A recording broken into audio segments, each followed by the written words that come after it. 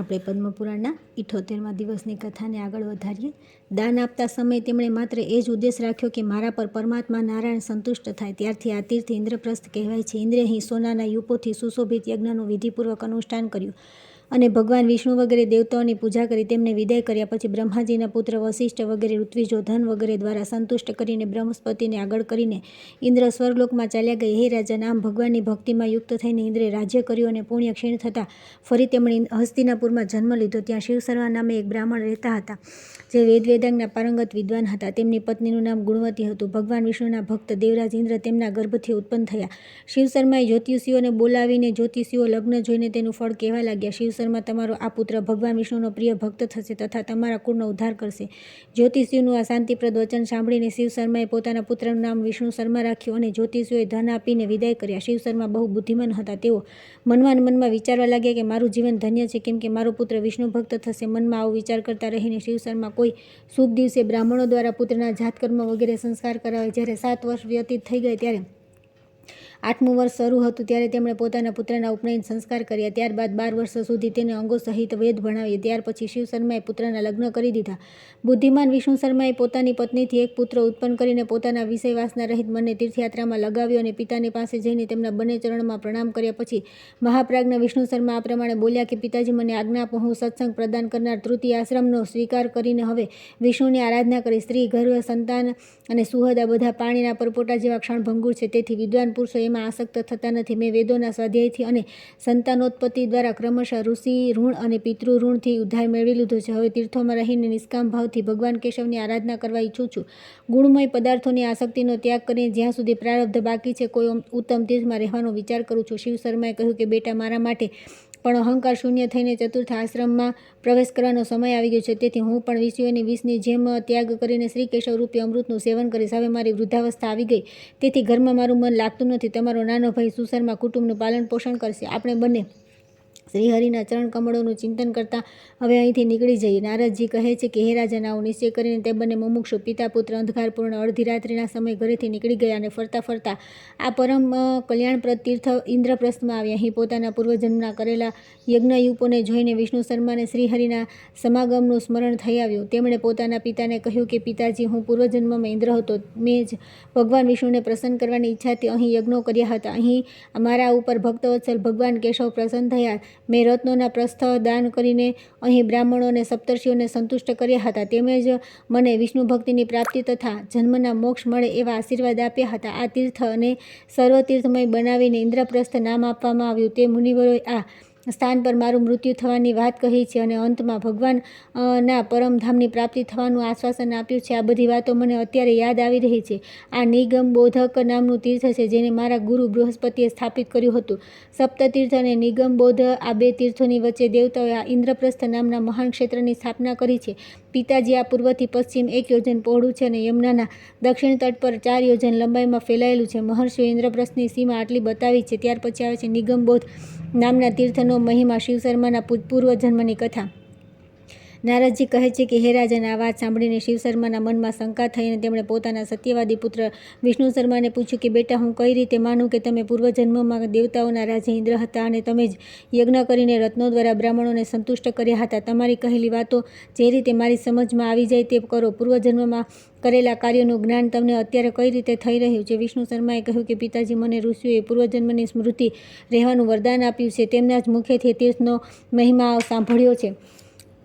તમે અહીં નિગમબોધ તીર્થમાં સ્નાન કરો, તેથી તમને પણ પૂર્વજન્મની સ્મૃતિ પ્રદાન કરનારું દુર્લભ જ્ઞાન પ્રાપ્ત થશે.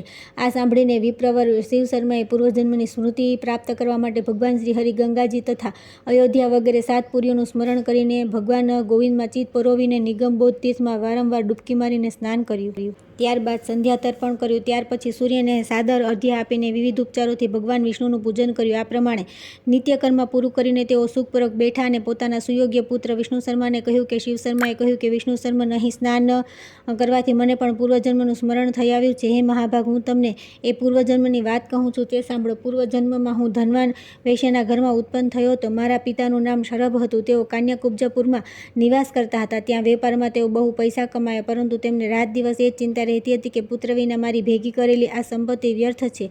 આવી ચિંતામાં પડેલા વૈશ્યના ઘરે એક દિવસ પરોક્ષ વિષયોનું જ્ઞાન ધરાવનાર મુનિવર દેવલજી પધાર્યા.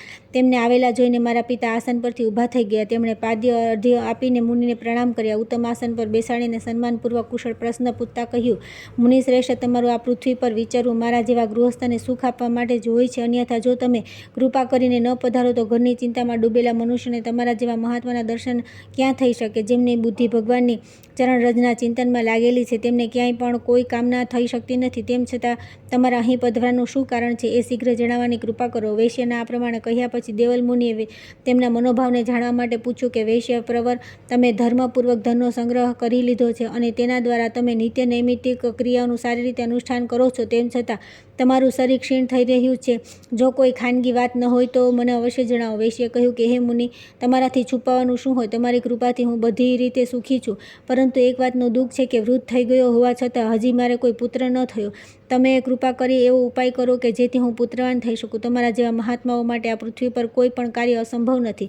વૈશ્ય શ્રેષ્ઠ સરભના આ વચન સાંભળીને પરોક્ષ જ્ઞાની દેવલજીએ આંખ બંધ કરી અને મનને સ્થિર કરી ક્ષણવાર ધ્યાન કર્યું અને મારા પિતાને સંતાન પ્રાપ્તિ થવામાં જે અડચણ હતી તેનું કારણ જણાવી તેમને જૂની વાતોની યાદ અપાવતા કહ્યું કે વૈશ્ય, પહેલાંની વાત છે કે એક દિવસ તમારી ધર્મપત્નીએ પોતાના મનમાં જે કામના કરી હતી તે કહું છું, સાંભળો. એણે પાર્વતીજીને પ્રાર્થના કરી કે હે શિવપ્રિયા ગૌરીદેવી, જો હું ગર્ભવતી થઈ જાઉં તો તમને સડરસ ભોજનથી સંતુષ્ટ કરીશ. આ પ્રાર્થના પછી તે જ મહિનામાં તમારી પત્નીએ ગર્ભ ધારણ કર્યો. ત્યારે સખીઓના અનુરોધથી તમારી પતિવ્રતા પત્નીએ તમારી પાસે આવીને વિનયપૂર્વક કહ્યું કે હે નાથ, હું સંપૂર્ણ કામનાઓને પૂર્ણ કરનારા પાર્વતી દેવીની પૂજા કરવા ચાહું છું, કેમ કે તેમની કૃપાથી જ આ સમયે મારો મનોરથ પૂર્ણ થયો છે. વૈશ્યવર પોતાની પત્નીના આ શુભ વચન સાંભળીને તમે બહુ પ્રસન્ન થયા અને તમે મધ, અન્ન, દ્રાક્ષ અને ગંધ વગેરે બધી સામગ્રીઓને મંગાવીને પત્નીને આપી દીધી.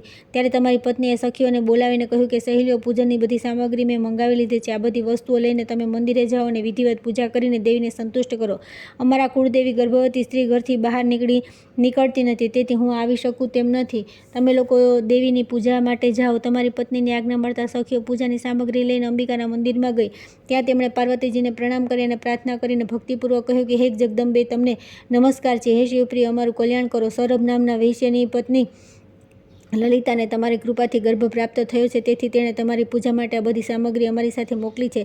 તેના કુળમાં ગર્ભવતી સ્ત્રી ઘરની બહાર નીકળતી નથી, તેથી એ પોતે ન આવી શકી. હે દેવી, તમે પ્રસન્ન થઈને આ પૂજનને ગ્રહણ કરો. આમ કહીને સખીઓએ માતા પાર્વતીની ચંદન વગેરે દ્વારા પૂજા કરી, પરંતુ ભગવતી ગૌરીની તરફથી તેમને કોઈ જવાબ ન મળ્યો. સખીઓએ ઘેર આવીને તમારી પત્નીને કહ્યું, આ પૂજાથી પાર્વતીજી પ્રસન્ન થયા નથી. સખીઓની વાત સાંભળીને તમારી સ્ત્રીના મનમાં બહુ વ્યાકુળતા થઈ. તે મનમાં ને મનમાં ચિંતા કરવા લાગી કે તેમના સુંદર મંદિરમાં હું પૂજા માટે ન જઈ શકી. આ જ મારો અપરાધ છે, એ સિવાય બીજી કોઈ વાત જણાતી નથી. જે દેવીને અપ્રસન્નતાનું કારણ હોય, જે વાત વીતી ગઈ તેને બદલવી સંભવ નથી, પરંતુ ગર્ભથી છુટકારો મળ્યા પછી સ્વયં ભગવતીની પૂજા માટે તેમના મંદિરે જઈશ. મહાદેવજીની પત્ની ભગવતી ઉમાને નમસ્કાર છે, તેઓ મારું કલ્યાણ કરે. વૈશ્ય પૂછ્યું કે હે મુનિ, મારી પત્ની જેવી પ્રતિજ્ઞા કરી હતી તે પ્રમાણે તેણે પાર્વતીજીની પૂજા કરી પછી તેમની અપ્રસન્નતાનું શું કારણ છે એ બતાવવાની કૃપા કરો. દેવલજીએ કહ્યું કે હે વૈશ્યવર, એનું કારણ સાંભળો. તમારી પત્ની સખીઓમાં સ્કંદ માતા પાર્વતીનું પૂજન કરીને પાછી આવી ત્યારે વિજયાએ ઋતુવર્ષ પાર્વતીજીને પૂછ્યું કે ગિરિજે, લલિતાની સખીઓને તમારી શ્રદ્ધાપૂર્વક પૂજા કરી છે, છતાં તમે કેમ પ્રસન્ન ન થાય? પાર્વતીજીએ કહ્યું કે હે સખી વિજયા, હું જાણું છું કે વૈશ્યપત્ની ઘરની બહાર નીકળવામાં અસમર્થ છે, તેથી તેમની સખીઓ આવી હતી, પરંતુ મારા જેવી દેવીઓ બીજાના હાથની પૂજાનો સ્વીકાર કરી શકતી નથી. તેનો પતિ આવ્યો હોત તો પણ તેનું કલ્યાણ થાત. પત્ની જે વ્રત અને પૂજા કરવામાં અસમર્થ હોય તેનો પતિ પોતાના પતિ પાસે કરાવી શકે, એથી તેની પૂજા ભંગ થતી નથી. અથવા અનન્ય ભાવે પતિને પૂછીને કોઈ શ્રેષ્ઠ બ્રાહ્મણ દ્વારા પણ તે પૂજા કરાવી શકતી હતી, પરંતુ તેણે ન તો સ્વયં પૂજા કરી, ન તો પતિ પાસે કરાવી, ન તો ગર્ભ નિષ્ફળ થઈ જશે. તો બંને પતિ પત્ની અહીં આવીને શ્રદ્ધાપૂર્વક મારી પૂજા કરશે તો તેમને પુત્રની પ્રાપ્તિ થશે. વૈશ્ય, તમારે સંતાન ન હોવામાં આ જ એક કારણ છે. તેમને બતાવી દીધું. જેમ પૂર્વકાળમાં મહર્ષિ વશિષ્ઠજી મહારાજ દિલીપને સંતાન પ્રાપ્તિ માટે નંદિનીની સેવા કહી હતી, આ ત્યાં સાંભળીને રાજાએ નંદિનીને સંતુષ્ટ કરી હતી અને રાજાની સેવાથી પ્રસન્ન થઈને નંદિનીએ તેમને પુત્ર પ્રદાન કર્યો હતો. તે પ્રમાણે તમે પણ પત્ની સહિત જઈને ભગવતી પાર્વતીની આરાધના કરો, આથી તેઓ તમને પુત્ર આપશે. ત્યાર પછી આવે છે દેવલ મુનિને શરભને રાજા દિલીપની કથા સંભળાવી રાજાને રાજાને નંદિનીની સેવાથી પુત્ર પ્રાપ્તિ. વૈશ્યે પૂછ્યું કે હે મુનિ, રાજા દિલીપ કોણ હતા તથા તે નંદિની ગાય કોણ હતી જેની આરાધના કરીને મહારાજે પુત્ર પ્રાપ્ત કર્યો હતો? આ કથા સાંભળ્યા બાદ હું પત્ની સહિત પાર્વતીજીની આરાધના કરીશ. દેવલે કહ્યું કે હે મહામતે, વૈવત્સ મનુના વંશમાં એક દિલીપ નામના શ્રેષ્ઠ રાજા થયા છે. તેઓ ધર્મપૂર્વક આ પૃથ્વીનું પાલન કરીને પોતાના ઉત્તમ ગુણો દ્વારા સમસ્ત પ્રજાને પ્રસન્ન રાખતા હતા.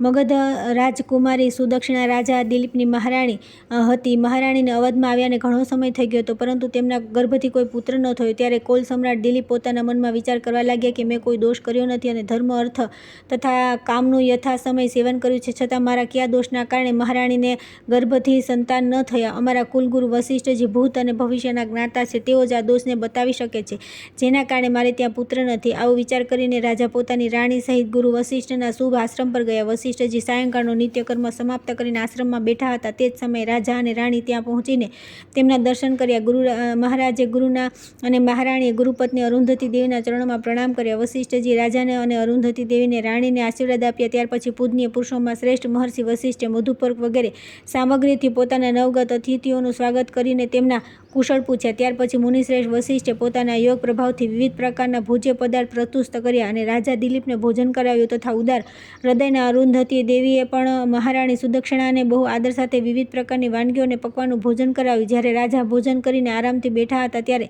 સદા આત્મ સ્વરૂપમાં સ્થિત રહેનારા મુનિ તે વિનયશીલ નરેશનો હાથ પોતાના હાથમાં લઈને પૂછવા લાગ્યા કે રાજન, જે રાજ્યના રાજા, મંત્રી, રાષ્ટ્ર, કિલ્લો, ખજાનો, સેના અને મિત્રો આ સાતે અંગ એકબીજાના ઉપકારક અને કુશળ હોય, જ્યાંની પ્રજા પોતપોતાના ધર્મપાલનમાં તત્પર રહેતી હોય, જ્યાં ભાઈઓ અને મંત્રી પ્રેમ અને પ્રસન્નતાથી રહેતા હોય, જ્યાંના યોદ્ધા અસ્ત્ર-શસ્ત્રના સંચાલનની ક્રિયામાં કુશળ હોય, મિત્ર વશમાં હોય અને શત્રુઓનો નાશ થઈ ગયો હોય, તથા જ્યાં નિવાસ કરનારા લોકોનું મન ભગવાનની આરાધનામાં લાગ્યું રહેતું હોય, એવું રાજ્ય જે રાજાના અધિકારમાં હોય તેણે સ્વર્ગનું રાજ્ય લઈને શું કરવું? હે રાજન, ઈક્ષ્વાકુ કુળના ધાર્મિક નરેશ પુત્ર ઉત્પન્ન કરીને તેમને રાજ્યનો ભાર સોંપ્યા બાદ તપ માટે વનમાં આવ્યા કરે છે. તમે તો હજી યુવાન છો, તમે હજી પુત્રનું મુખ પણ જોયું નથી, તેથી તમે તપસ્યાના અધિકારી નથી. પછી આવું રાજ્ય છોડીને આ તપોવનના શા કારણે આવ્યા છો? રાજાએ કહ્યું કે હે બ્રહ્મન, હું તપસ્યા કરવા માટે અહીં આવ્યો નથી. જેમ બાલ્યાવસ્થાથી ચાલી ગઈ અને યુવાની આવી છે, તે જ પ્રમાણે એ પણ ચાલી જશે અને વૃદ્ધાવસ્થા આવશે. વૃદ્ધાવસ્થા પછી મૃત્યુ નિશ્ચિત છે. હે ગુરુદેવ, આ પ્રમાણે જો હું પુત્ર થયા વિના મરી જઈશ તો મારા બાદ આ પૃથ્વીનું રાજ્ય કોના અધિકારમાં રહેશે? હે તપોનિધિ, કયા દોષના કારણે મને પુત્ર થતો નથી? હે ગુરુદેવ, મારા આ દોષને ધ્યાન દ્વારા જોઈને શીઘ્ર બતાવવાની કૃપા કરો. રાજાના આ વચન સાંભળી મહર્ષિ વશિષ્ઠે ધ્યાન લગાવ્યું અને સંતાન બધાનું આ કારણ જાણીને આ પ્રમાણે કહ્યું કે હે નૃપશ્રેષ્ઠ, પહેલાંની વાત છે કે તમે દેવરાજ ઇન્દ્રની સેવામાં રાજમહેલમાં પાછા ફરવાના ઉતાવળને કારણે રસ્તામાં કલ્પવૃક્ષ નીચે ઊભેલી કામધેનુ ગાયને પ્રદક્ષિણા કરીને પ્રણામ ન કર્યા. તેથી કામધેનુને બહુ ક્રોધ આવ્યો અને એણે તેમને શાપ આપ્યો કે જ્યાં સુધી તું મારા સંતાનની સેવા નહીં કરે ત્યાં સુધી તને પુત્ર નહીં થાય. તેથી હવે તમે વાછરા સહિત મારી નંદિની ગાયને, જે કામધેનુની પુત્રીની પુત્રી છે, પત્ની સહિત આરાધના કરો. આ નંદિની તમને પુત્ર પ્રદાન કરશે. એ જ સમયે નંદિની ગાય તપોવનથી આશ્રમ પર ઘર આવી પહોંચી. તેને જોઈને મુનિવર પણ પ્રસન્ન થઈ ગયા. તેઓ નંદિનીને દેખાડીને રાજાને કહ્યું કે રાજન જુઓ, સ્મરણ માત્રથી કલ્યાણ કરવાની આ નંદિની ગાય ચર્ચા થતાં જ ચાલી આવી. તેથી તમે પોતાના કાર્યને સિદ્ધ થયું સમજો. તપોવનમાં આની પાછળ રહીને તમે આની આરાધના કરો અને આશ્રમ પર આવો. ત્યારે રાણી સુદક્ષિણા આની સેવા કરશે. આનાથી પ્રસન્નતા થઈને આ ગાય તમને અવશ્ય પુત્ર આપશે. મહારાજ, તમે હાથમાં ધનુષ લઈને પૂરી સાવધાનીપૂર્વક ગાયને ચરાવવા જજો, તેથી કોઈ હિંસક જીવ અને પર આક્રમણ ન કરી બેસે. રાજાએ બહુ સારું કહીને ગરુડની આજ્ઞા શીઘ્ર માથે ચડાવી. દેવલજી કહે છે કે ત્યારબાદ પ્રાતઃકાળ જ્યારે મહારાણી સુદક્ષિણાએ ફૂલ વગેરેથી નંદિનીની પૂજા કરી લીધી ત્યારે રાજા તે ગાયને લઈને વનમાં ગયા. તે ગાય જ્યારે ચલાવતા લાગતી ત્યારે રાજા પણ છાયાની જેમ તેની પાછળ ચાલતા હતા. જ્યારે ઘાસ વગેરે ચરવા લાગતી ત્યારે તેઓ પણ ફળમૂળ વગેરે ભક્ષણ કરતા. જ્યારે તે વૃક્ષ નીચે બેસી જતી ત્યારે રાજા પણ બેસતા અને જ્યારે તે પાણી પીતી ત્યારે તે પણ સ્વયં પાણી પીતા હતા. રાજા લીલું ઘાસ લાવીને ગાયને આપતા, તેના શરીર પરથી માખી મચ્છરોને હટાવતા તથા ગાયને હાથેથી પંપાડતા અને ખંજવાળતા. આ પ્રમાણે તેઓ ગુરુની કામધેનુ ગાયના સેવામાં લાગ્યા રહેતા હતા. જ્યારે સાંજ પડી ત્યારે તે ગાય પોતાની ખરીઓથી ઉડેલી ધૂળની રજકણ રાજાના શરીરને પવિત્ર કરીને આશ્રમમાં પાછી આવી. આશ્રમની નજીક આવી ત્યારે રાણી સુદક્ષિણાએ આગળ આવીને નંદિનીની સામે આ વિધિપૂર્વક પૂજા કરીને વારંવાર તેમના ચરણોમાં માથું ઝુકાવ્યું. પછી ગાયની પરિક્રમા કરીને તે હાથ જોડીને તેની સામે ઊભી રહી ગઈ. ગાયે સ્થિર ભાવે ઊભા રહીને રાણી દ્વારા શ્રદ્ધાપૂર્વક કરેલી પૂજાનો સ્વીકાર કર્યો. ત્યાર પછી એ બંને દંપતીની સાથે તે આશ્રમ પર આવી. આ પ્રમાણે દ્રઢતાપૂર્વક વ્રતનું પાલન કરનારા રાજા દિલીપને તે ગાયની આરાધના કરતા 21 દિવસ વીતી ગયા. ત્યાર પછી રાજાના ભક્તિભાવની પરીક્ષા લેવા માટે નંદીની સુંદર ઘાસથી સુશોભિત હિમાલયની કંદરામાં ચાલી ગઈ. તે સમયે તેના હૃદયમાં જરાય ભય ન હતો. રાજા દિલીપ હિમાલયના સુંદર શિખરની શોભા જોઈ રહ્યા હતા. એટલામાં જ એક સિંહ આવી નંદીની પર તૂટી પડ્યો. રાજાએ તે સિંહનો પગરવ પણ ન સાંભળ્યો. સિંહની ચુંગલમાં ફસાઈને નંદીને દયનીય સ્વરમાં બહુ જોરથી ચીસ પાડી. તેના કરુણ રુદને ધનુર્ધર રાજાના મનમાં દયાનો સંચાર કરી દીધો. તેમણે જોયું ગાયના મુખમાં આંસુઓથી ભીંજાઈ ગયું છે અને તેની ઉપર તીક્ષ્ણ દાઢો તથા પંજાવાળા સિંહ ચઢી ગયો છે. આવું દુઃખપૂર્ણ દ્રશ્ય જોઈને રાજા વ્યથિત થઈ ગયા. તેમણે સિંહના પંજામાં પડેલી ગાયને ફરીથી જોઈ અને ભાથામાંથી એક બાણ કાઢીને તેણે ધનુષ પર મૂક્યું અને સિંહનો વધ કરવા માટે ધનુષની પ્રત્યંચા ખેંચી. અને તે જ સમયે સિંહે રાજાની સામે જોયું. તેની દ્રષ્ટિ પડતા જ સંપૂર્ણ શરીર જળ જેવું થઈ ગયું.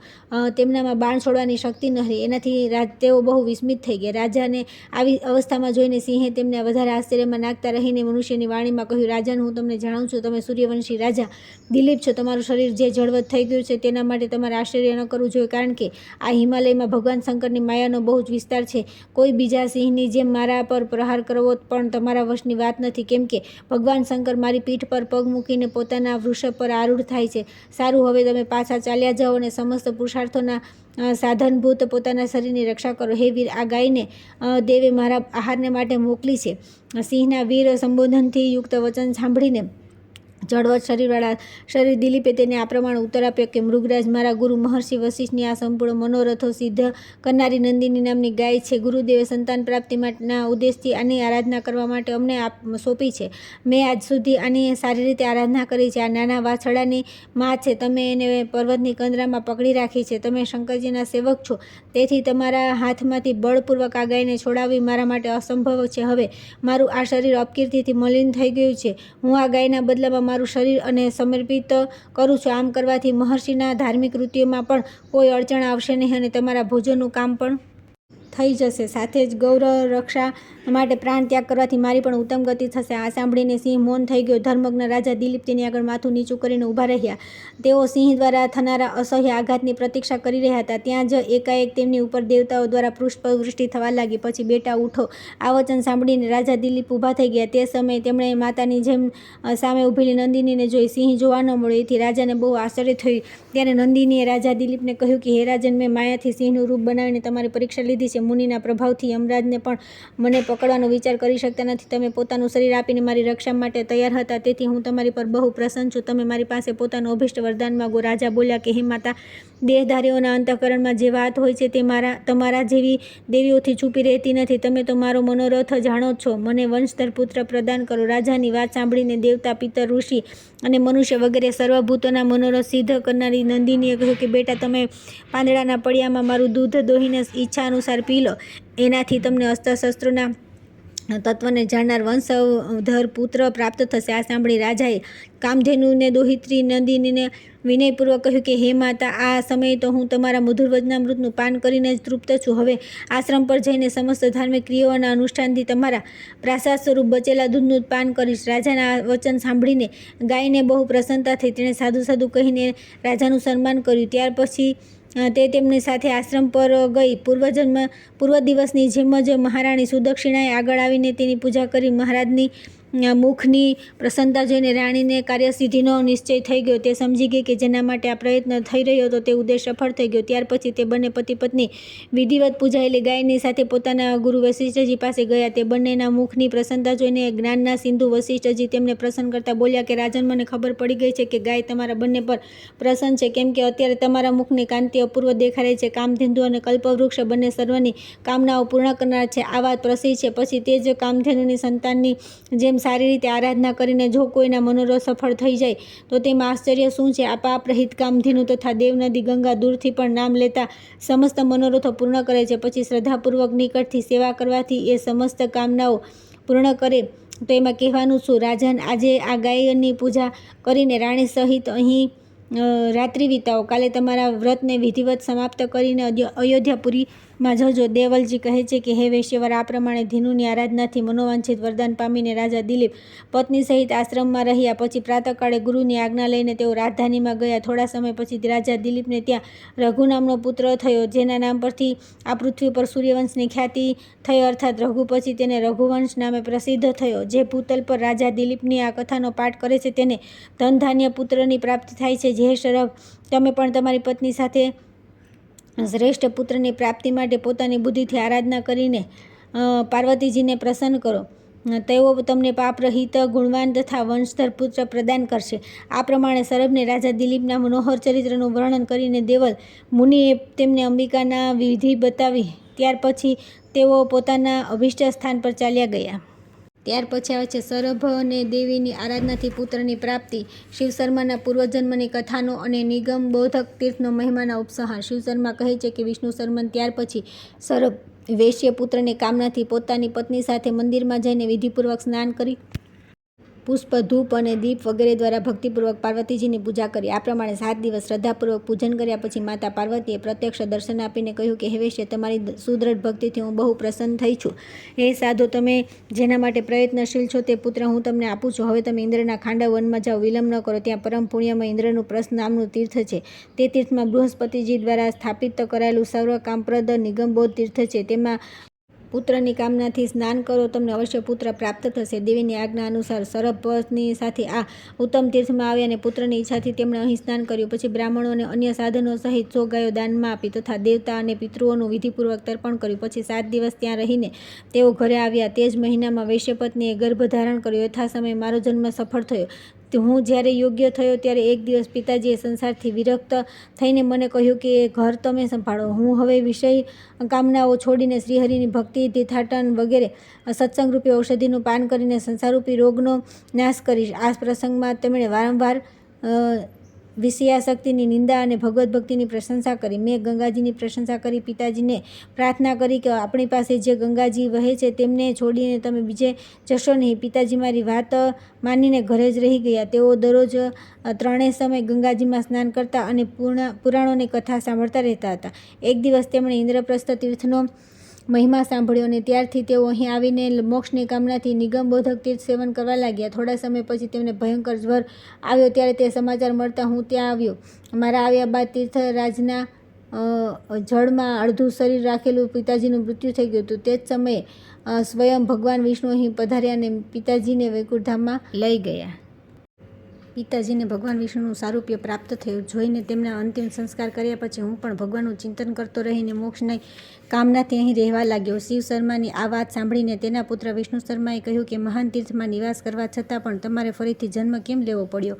મુક્તિ કેમ ન થઈ? એના ઉત્તરમાં શિવ શર્માએ કહ્યું કે એક દિવસ હું ભગવાનના ધ્યાનમાં બેઠો હતો. તે સમયે મહર્ષિ દુર્વાસા પધાર્યા અને મને ચૂપ જોઈને તેમણે શાપ આપી દીધો કે આ જન્મમાં તારો મનોરથ પૂર્ણ નહીં થાય. મારી બહુ વિનંતી પછી તેમણે કહ્યું કે આગલા જન્મમાં તમે બ્રાહ્મણ થશો અને તમારું મૃત્યુ અહીં જ થશે અને પછી તમારે જન્મ નહીં લેવો પડે. ત્યાર પછી ફરી હું ઘરે પાછો આવ્યો અને મેં સંસારના સમસ્ત ભોગોને અનિત્ય માનીને શ્રી ભગવાનના નામ કીર્તન અને ભક્તિ કરવાનો નિશ્ચય કર્યો. થોડા દિવસ પછી ગંગા તટ પર મારું મૃત્યુ થઈ ગયું. દુર્વાસીજીના કથાના અનુસાર વૈષ્ણવ બ્રાહ્મણ કુળમાં મારો જન્મ થયો.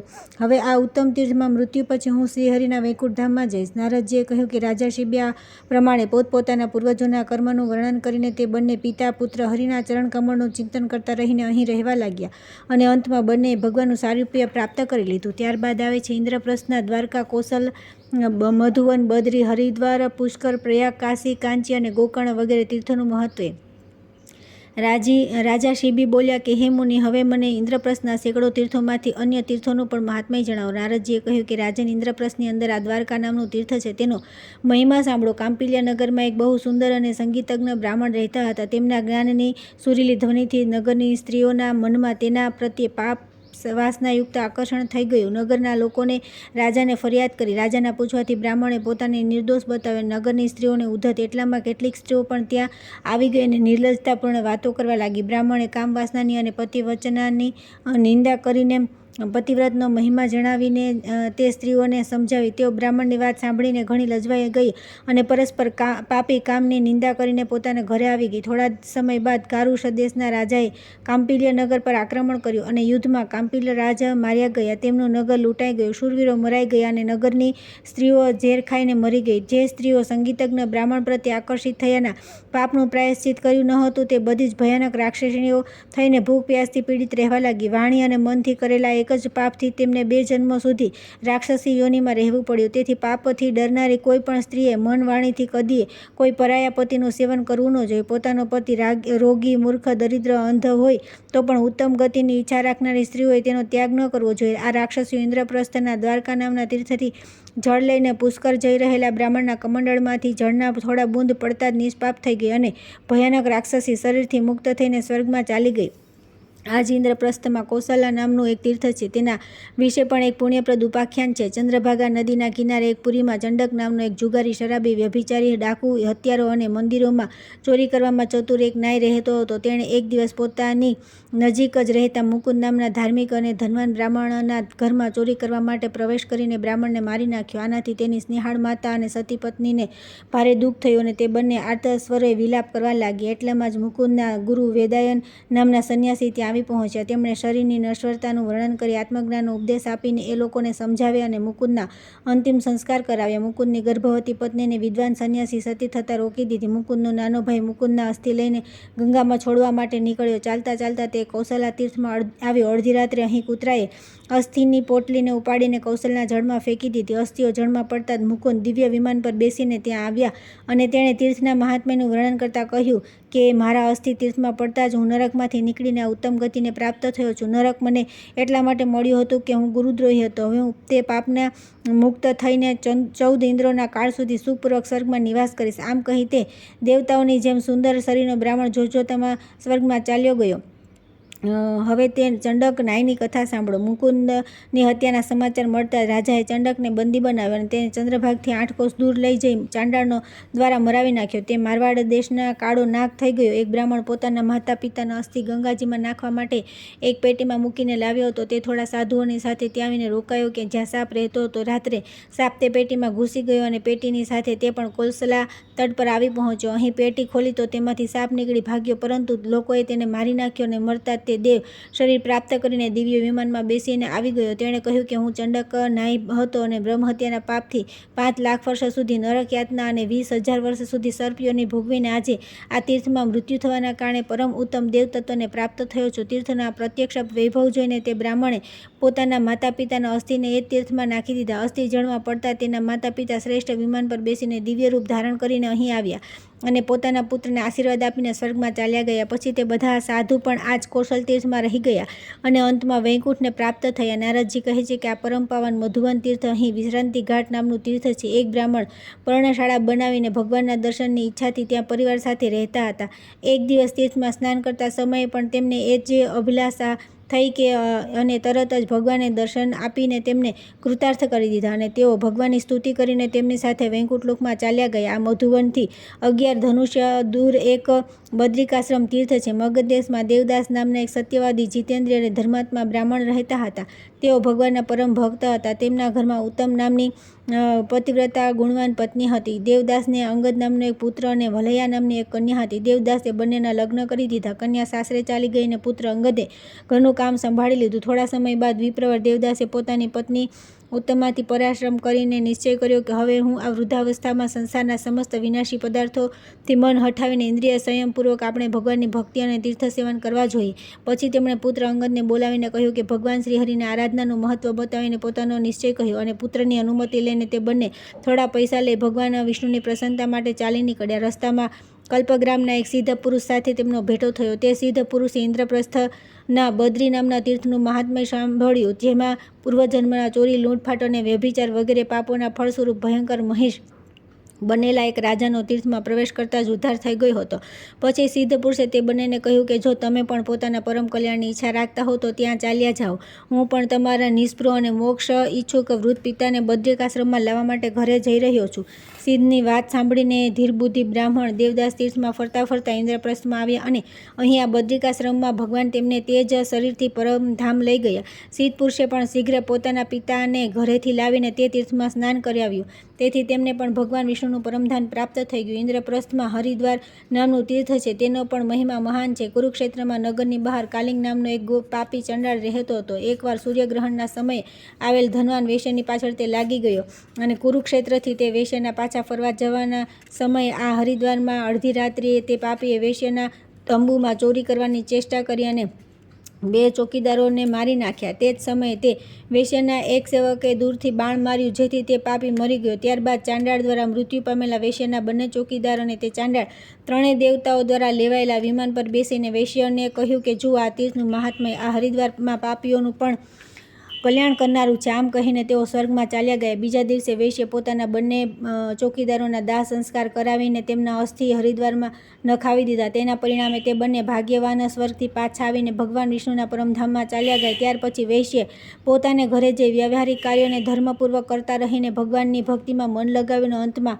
આ જ વૈકુંઠધામની પ્રાપ્તિ કરાવનાર તીર્થમાં આવીને મૃત્યુને પ્રાપ્ત થયા. હવે ઇન્દ્રપૃસ્થના પુષ્કર તીર્થનું મહાત્મય સાંભળો. વિદર્ભ નગરમાં માલવ નામનો બ્રહ્મવેતા શાંત વિદ્વાન હરિભક્ત દેવતા ઋષિ પિત્તર મનુષ્ય અને કાર્ય સમસ્ત ભૂત પ્રાણીઓનો પોષક બ્રાહ્મણ રહેતો હતો. તેઓ એકવાર જ્યારે બૃહસ્પતિ સિંહ રાશિ પર હતા, દાન કરવા માટે 10,000 સોનામરો સાથે લઈ ગોદાવરી નદીમાં સ્નાન કરવા નીકળ્યા. તેમણે અડધા રૂપિયાના પોતાના પુંડરીક નામના ભાણેજને આપવાનો વિચાર કર્યો અને અડધા બીજા ક્ષત્રિય બ્રાહ્મણોને. ગોદાવરી તટ પર પહોંચ્યા પછી માલવના બોલાવાથી તેમનો ભાણેજ પુંડરીક પણ ત્યાં આવી ગયો અને માલવે પોતાનું અડધું ધન પુંડરીકને આપી દીધું. પુરાંતમાં પુંડરીકે પોતાના ધનમાંથી ચોથો ભાગ પ્રસન્નતાપૂર્વક ક્ષત્રિય બ્રાહ્મણોને આપી દીધો. ત્યારબાદ તે તેના મામા માલવ પાસેથી ઉપદેશક આશીર્વાદ અને સંદેશ પ્રાપ્ત કરીને પોતાના ઘરે જવા નીકળ્યો. થોડા સમય બાદ કલ્યાણપ્રદ તીર્થમાં આવ્યો. અહીં આવીને પોતાના નાના ભાઈ ભરતને લોહીથી લથબથ અને છેલ્લા શ્વાસ લેતો જમીન પર પડેલો જોઈ થોડી જ વારમાં પીડાથી તરફડીને તેના પ્રાણ ચાલ્યા ગયા. તે જ સમયે આકાશમાંથી એક વિમાન ઉતર્યું અને ભરત દિવ્ય શરીર ધારણ કરી તેના પર જઈને બેઠો. પછી તે સમયે ભરતે ભાઈ પુંડરીકને કહ્યું કે ભાઈ, આ સમયે હું તમને મારી